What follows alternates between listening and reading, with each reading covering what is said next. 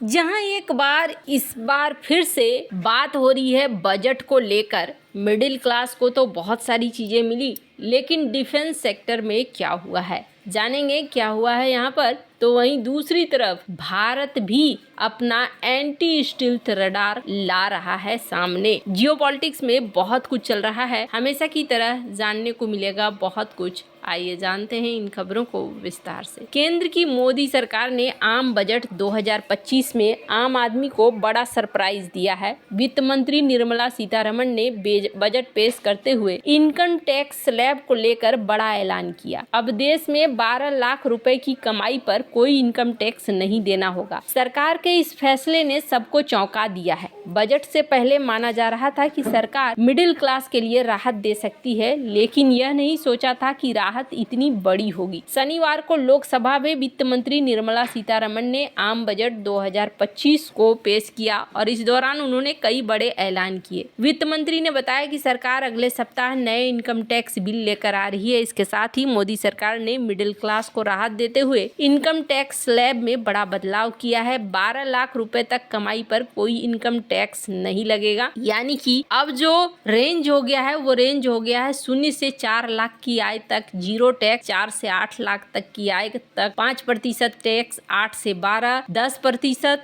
12 से 16 15%, 16 से 20 20% और 20 से 24 25%, 24 लाख से ऊपर 30%। ऐसा पहली बार नहीं है जब इस तरीके से चीजें हुई हो। कई बार नोटबंदी का फैसला, नोट के चलन, बालाकोट स्ट्राइक, इस तरह की कई सारी चीजें इन्होंने किया है, लेकिन एक बड़े तबके को साध लिया गया है। निर्मला सीतारमण के बजट पेश करने से कुछ देर पहले ही प्रधानमंत्री नरेंद्र मोदी ने कहा था कि ये बजट ज्ञान का बजट होगा, यानी कि गरीब, युवा, अन्नदाता और नारी शक्ति। वित्त मंत्री के बजट भाषण में इसकी छाप दिखी। सरकार ने बजट के जरिए किसान, महिला, युवाओं को साधने की कोशिश करी। वित्त मंत्री निर्मला सीतारमण ने किसानों के लिए पीएम धन धान्य योजना का ऐलान किया। मौजूदा योजनाओं के अभिसरण के माध्यम से यह कार्यक्रम निम्न उत्पादकता, मध्यम स्तर की फसल घनत्व और औसत से कम ऋण मानकों वाले 100 जिलों को कवर करेगा। असम के नाम रूप में 12.7 लाख मीट्रिक टन क्षमता वाले यूरिया संयंत्र की स्थापना होगी। पूर्वी क्षेत्र में बंद पड़े यूरिया संयंत्रों को फिर से खोला गया है। यह यूरिया उत्पादन में आत्मनिर्भरता की ओर कदम है। देश भर के 7 करोड़ से अधिक कृषकों, पशुपालकों और मत्स्य पालकों को किसान क्रेडिट कार्ड के माध्यम से लघु अवधि ऋण दिया जाता है। किसान क्रेडिट कार्ड की लिमिट 3 लाख रुपए से बढ़ाकर 5 लाख रुपए की गई। राष्ट्रीय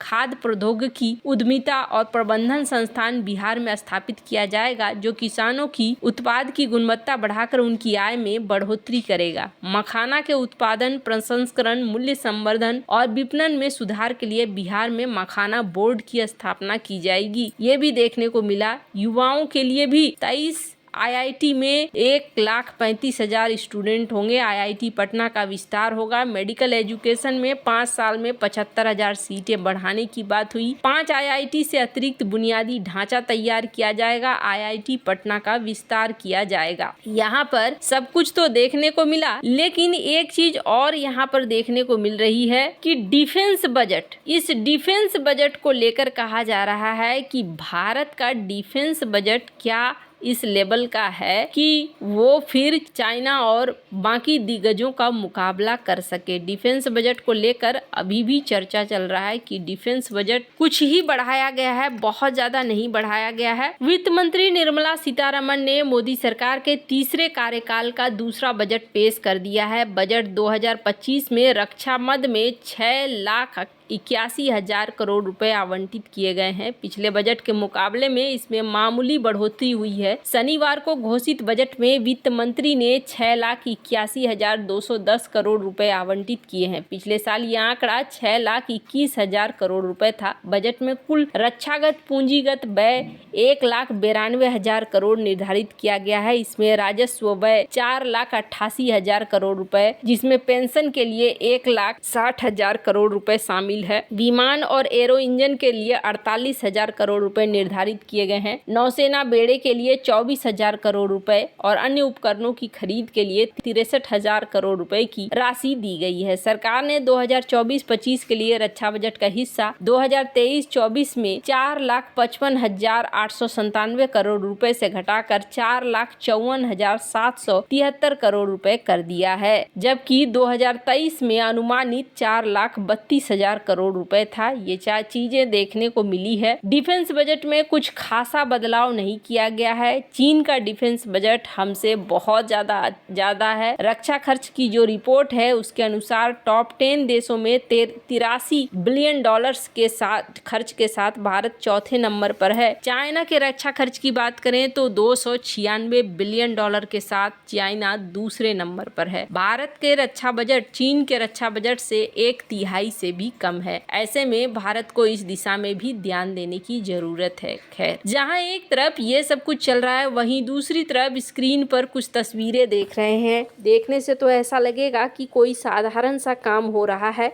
लेकिन यहाँ पर कोई साधारण काम नहीं हो रहा है, बल्कि जो तामझाम आपको देखने को मिला था जब ये चर्चा हुई थी कि ये है रूस का रडार जो 8,000 किलोमीटर तक एंटी स्टिल्थ कैटेगरी का है, यानी कि ऐसे विमान जो कि स्टिल्थ कैटेगरी के हैं उनको भी मारकर गिरा देगा। बहुत ज़्यादा चर्चा हुई थी वोरोनेस रडार की, जो कि 8,000 किलोमीटर तक इसकी रेंज है। $4 बिलियन खर्च करके भारत इसे खरीदने वाला है। अब इसी के छोटे रूप की बात करें तो ये भारत इलेक्ट्रॉनिक्स लिमिटेड ने इसे बना लिया है और ये है भारत का अपना VHF रडार, जो कि स्टिल्थ फाइटर जेट को ये डिटेक्ट कर सकता है और ये बहुत ज़्यादा मदद कर सकता है जो डिफेंस सिस्टम है इसको। इसका काम क्या है, ये कांस्टेंट एयर स्पेस मॉनिटरिंग करता है, हाई प्रिसीजन ट्रैकिंग है इसका, और स्टिल्थ टेक्नोलॉजी के खिलाफ भी ये काम करता है, यानी कि एयरक्राफ्ट वगैरह को ये आराम से पकड़ लेता है। तो फिर दोनों में अंतर क्या है, इसकी रेंज है 100 नॉटिकल माइल, यानी कि अगर किलोमीटर की बात करें तो करीब 100 किलोमीटर से ऊपर है। और ये वोरोनेस से इसलिए अंतर है क्योंकि कहाँ 8,000 और कहाँ 100 किलोमीटर के आसपास। लेकिन भारत के सामने कई तरह के इस वक्त थ्रेट सामने आ रहे हैं। J-35 आ रहा है, चाइना का J-20 आ रहा है। दोनों ही बताया जा रहा है कि ये स्टिल्थ कैटेगरी के हैं। अगर ये स्टिल्थ कैटेगरी के हैं तो फिर BEL का ये निर्माण भारत के लिए बहुत ज़्यादा मददगार साबित होने वाला है। एडवांस डिफेंस टेक्नोलॉजी के साथ ये लगा हुआ है। माना जा रहा है कि ये नेक्स्ट जनरेशन का VHF रडार है, जो कि भारत के डिफेंस के लिए एक गेम चेंजर है। स्टिल्थ डिटेक्शन और इसके अलावे कंटिन्यूअस सर्विलांस के साथ ये फास्ट डिप्लॉय भी किया जा सकता है। आसानी से इसे एक जगह से दूसरे जगह पहुंचाया जा सकता है। इस रडार को माउंट किया जा सकता है